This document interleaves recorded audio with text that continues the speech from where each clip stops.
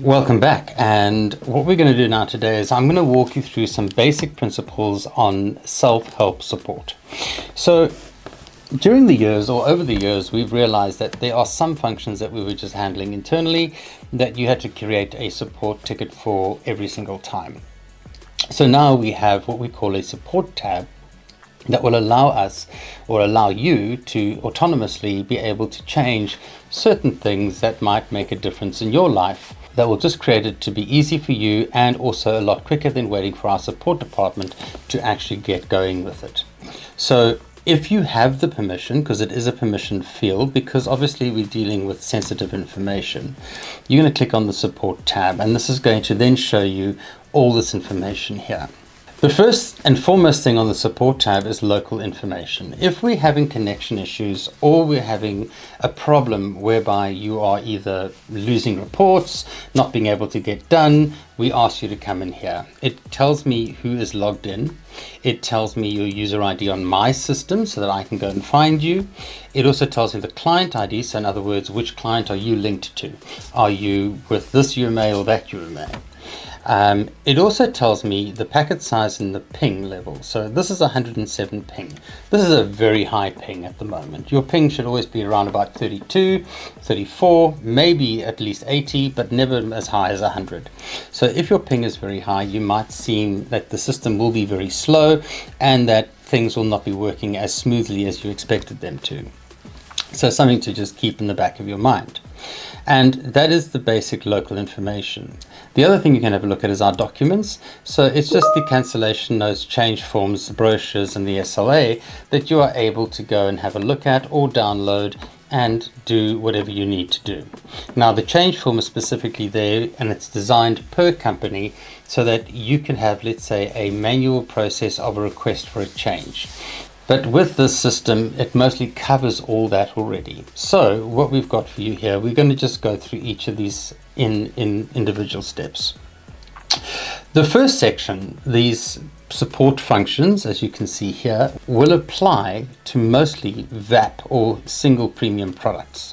So we've got policy status changes, etc. So any policy changes will be done by this button.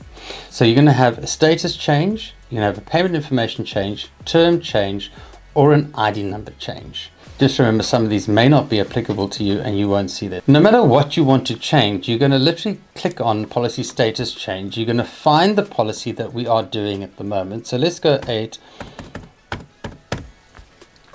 And we can see here that this is cancelled and paid. So in other words, this is a cancelled policy. So now we could change this policy back to accepted and reconciled, or even back to pending, so we can re-invoice the entire policy yet again. However, you're going to need a reason for this, because this is going to remove your payment and your invoicing information. So remember, whatever change you're going to make here, it's going to remove anything that has already been done on the system. So if, for example, you're going to take this cancelled policy and I'm going to put it back to pending, it is going to remove any reconciled information, any cancelled information, or any paid information.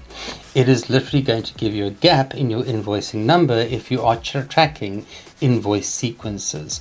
But it will keep a note on the policy stating you've made this amendment. So that's how you would do a policy status change, for example.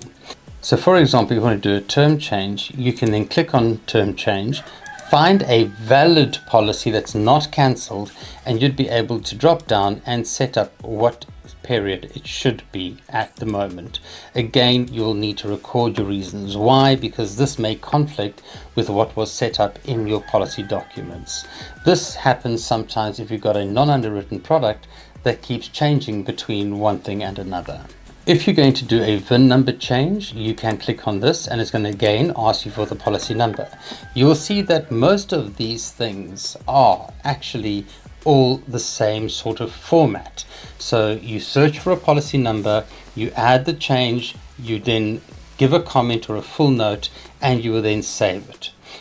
In this case, you can change the engine and the M&M code number in this particular option. In the invoice changes, so you can change invoice numbers. So let's say you made a mistake when you were manually capturing invoice number, then this effectively is where you can correct that. The other option is to remove claims payments.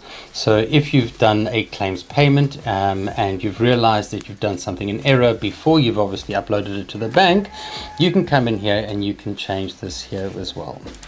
You can amend credit notes. So in here, I can update the credit amount and I can change the credit number, or I can just remove the credit note completely.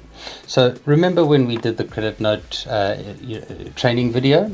So remember when we did the credit note training video, I said you are able to change the credit note amount. So I can search for the policy number. So I can go in here and I can say, I want to update the credit amount. And I can say whatever the value I need to change it. So I'm going to say 9,500 because I've got a different type of credit and I can change it to a partial credit.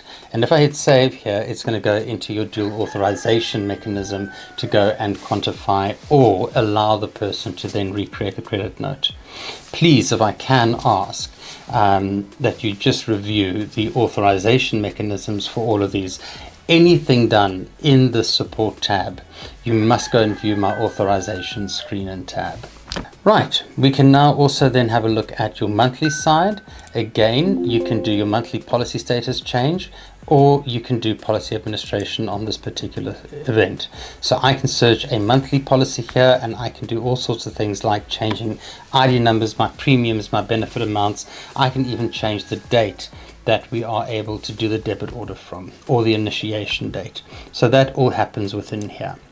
The monthly policy status will just change the status as to where the policy lies. We also do the claims, so we can also change claim statuses, and we can change claims payment details for monthly policies.